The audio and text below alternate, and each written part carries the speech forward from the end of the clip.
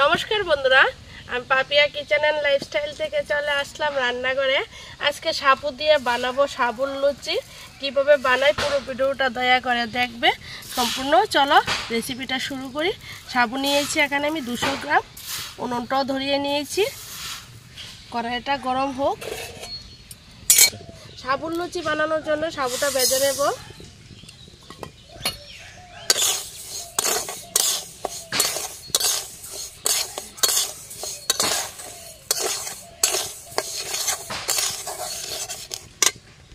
সাবুটা ভেজে নিয়ে আর এর মধ্যে নিয়েছি সাবুর লুচি বানানোর জন্য লাগবে আলু, নিয়েছি ধনেপাতা কুচি, নিয়েছি লবণ, নিয়েছি চিনি, আর নিয়েছি কাঁচা লঙ্কা, আর নিয়েছি তেল।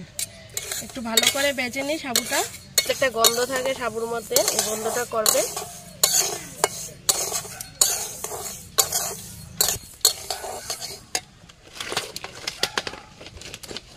একটু ভেজে নিলাম, এখন নামিয়ে নিই।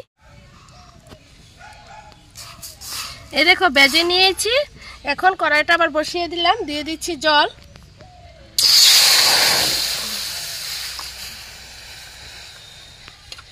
আলুগুলি সিদ্ধ করে নেব। আর এর মধ্যে আমি সাবুগুলি মিক্সচার করে নিয়ে আসি। তোমরা চাইলে বেটে নিতেও পারো, আমি মিক্সচার করব আজকে।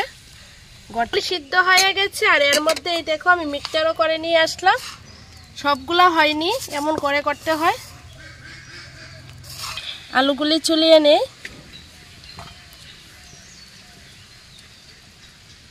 আলুগুলি একটু মেখে নেই।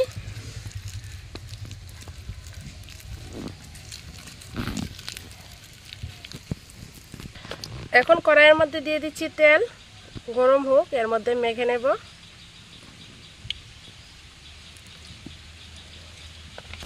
আলুটা সাবুর মধ্যে দিয়ে দিচ্ছি ধনেপাতা কুচি, দিয়ে দিচ্ছি কাঁচা লঙ্কা, এখন দিই পরিমাণ মতো লবণ,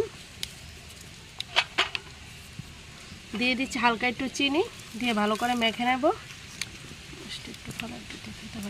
দিয়ে দিচ্ছি হালকা একটু জল।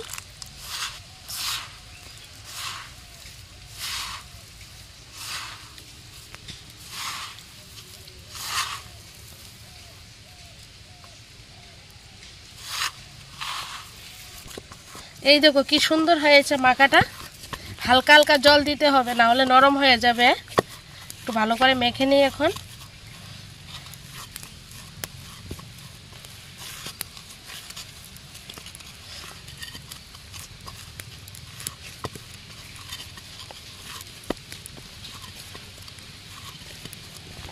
এখন একটা গুল্লু করে নেব।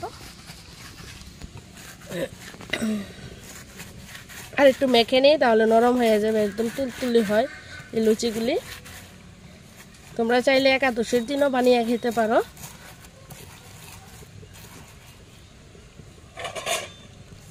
নিয়েছি তেল নিয়ে বেলে দেব।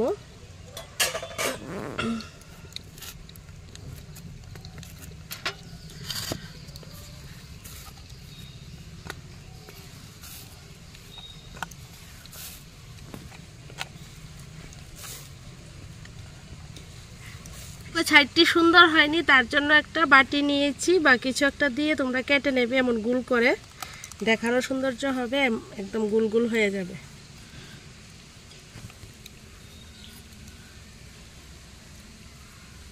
এই দেখো কি সুন্দর হয়েছে,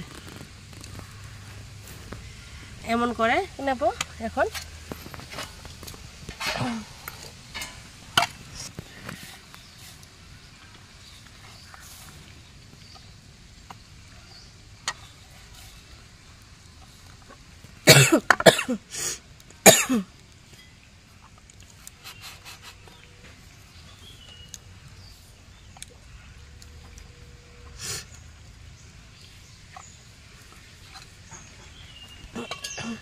এখন ভেজে নেই, তেলটা গরম হয়ে গেছে।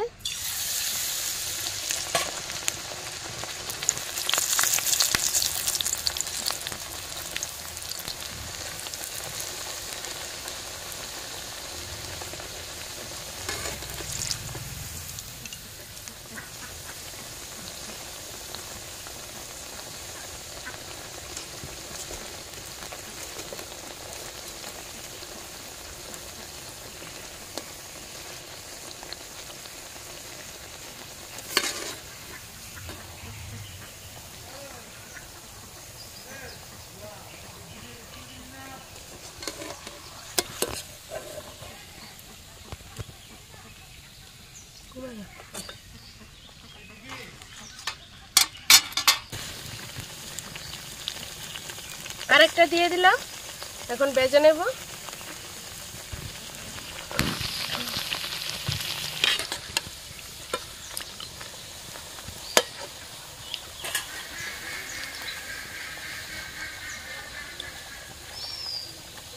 সাবুর লুচিটা খেতে খুব দুর্দান্ত হয়েছে, আমরাও খেয়েছি।